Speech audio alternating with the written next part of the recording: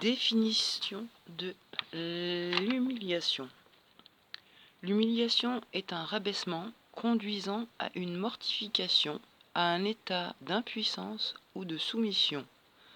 Ça peut être fait depuis une agression, une intimidation, une maltraitance physique ou mentale, ou par embarras lorsque le comportement d'un individu est perçu comme socialement ou légalement inacceptable. Les synonymes de humiliation, on peut retrouver humilier, rabaisser, mépriser, taper, punir, dominer, comparer, contraindre, forcer, menacer, ordonner, exiger, dégrader, mortification, avilissement, affront, camoufler, dissimuler, diminution.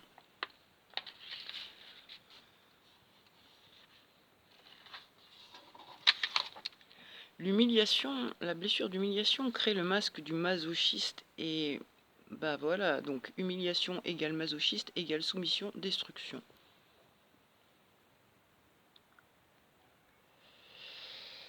L'humiliation, c'est le je qui ne considère pas ce qui l'entoure et qui impose son besoin ou son envie aux autres et à son contexte.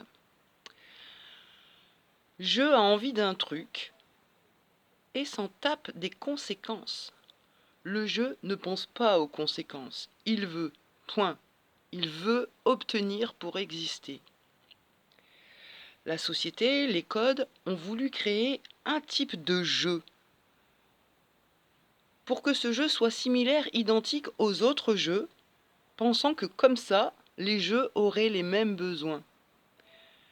L'erreur, c'est de vouloir que tout le monde se ressemble, car la richesse est dans la différence.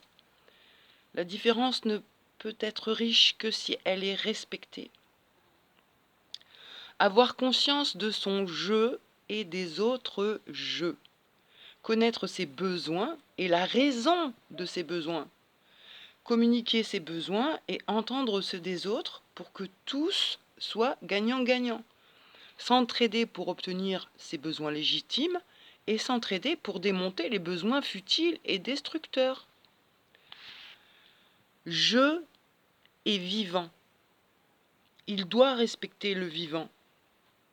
Il doit se respecter s'il veut sortir du malheur qu'il s'est créé.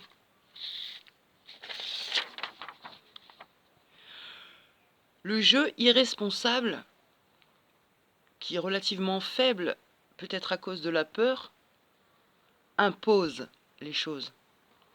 Le jeu responsable, qui est serein, lui, il propose. La communication non violente parle de deux modes, le mode chacal et le mode girafe. Le mode chacal, c'est un mode très très humiliant.